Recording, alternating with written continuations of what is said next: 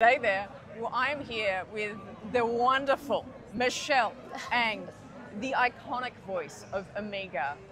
As I was thinking of starting this conversation, I was inclined to say Omega and her last name, but she doesn't have a last name. She absolutely doesn't have a last name. It's just Omega. Yeah, just Omega. just Omega. Just Omega. So we are going to be talking to Michelle about this fantastic character that we've seen evolve and grow over the 3 seasons of The Bad Batch. It's been an incredible journey. It has. You've been with this character since 2020, 2020, so about five plus years with this character. That's true. Maybe even Yes, even 'cause you were earlier for probably me because we recording. were recording Yeah, before yeah. you guys got the first season. Yes, Yeah. yes. So overall, tell us just your relationship with Omega and this character that you've gotten to know.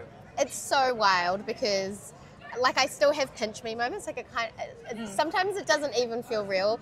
Mostly because for the making of it, I was actually just in a room in New Zealand. Like, yeah. You're just like in a box. Oh, yeah. yeah. But okay, so in answer to your question, yeah, Omega was really incredible and also a gift because she was new to everything that she was experiencing. So I could kind of channel my newbiness into something that was directly related to the character's experience in the world. And you know, like you'll see in season 1, like she's like never touched like the dirt before. She's like, dirt? wow, like Iconic, an icon. Love it. And I really loved that challenge of like, oh my gosh, what would it have been like if you literally had grown up inside a lab and that's all you knew, like inside of Camino. Yeah. And then watching your home blow up at the end of season 1 kind of propelled the growth of Omega into like what we saw in season 2, which was like, okay, now I'm engaging with like bigger themes, like there's politics, like why don't clones have a representative in Coruscant, like sort of like feeling the injustice of like what it's like to be an active like being in the universe, and like that sort of maturity of like, well, what's our place and how can we make choices that validate our existence, and then it was just a wonderful and delicious surprise that the writer took us into season 3 Omega, where she basically, after all her training and skills adaptations, became a bit of a badass and like figured out how to use her skills to help people and was quite fearless, and also my favorite, bring Crosshair back into the fold because we really miss Crosshair. I'll get emotional. I know, but I have to say the dynamic between Omega and Crosshair in season 3 was like, it was the best. Perfect. It was unreal. Having a focus on season 3, most recent season, I wish I actually could show you my reaction to the finale because I cried the whole time. I cried the whole finale. It was so emotional. Oh, happy tears, sad tears. They're hard to describe, I think, right? Yeah, they were multifaceted. But I really want to focus on the final scene because obviously, and I've actually... Are you talking about the final scene being the epilogue kind of thing? Yeah, okay.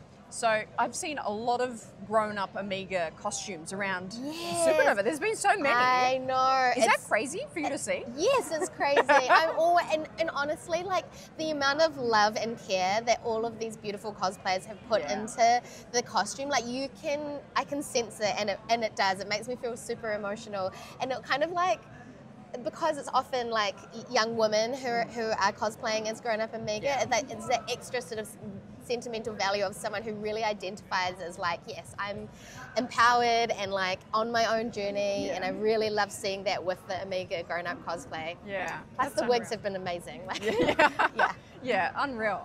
And I mean, can you just talk us through that, like reading through, or when you found out how the kind of show ended? They were still mostly together, minus Tech. Rip Tech. I love that shirt you wore yesterday. Tech lives forever in our hearts. He does. I'm still convinced of it. But reading the kind of how it ends up, and the rest of the batch retire very happily on Pabu. Which is in itself kind of emotional because, like, really, when you think about it, like, they finally found peace and they got to choose it. Yes. And they're not indebted to anyone. Like, I found that really powerful. Like, it was a really important message. I thought that it was like they chose this. They weren't forced into that decision. Yes. Oh, unreal. Yeah. And then we get to find out Omega grows up to be this rebellious pilot, rebellion pilot. Hopefully, I mean, she just says pilot helping a rebellion.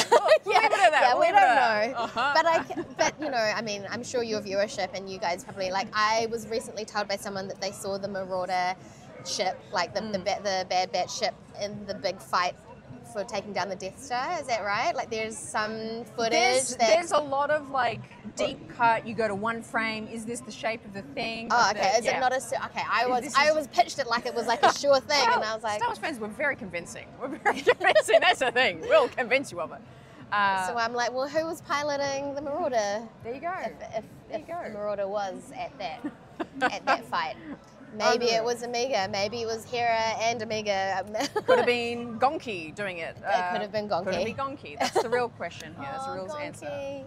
What a great character. I love Gonki. And actually, being here at Supernova, the 501st have this really beautiful booth. Yes. And they have an amazing Gonki droid and an AZ. Yes. Which I haven't seen. AZ.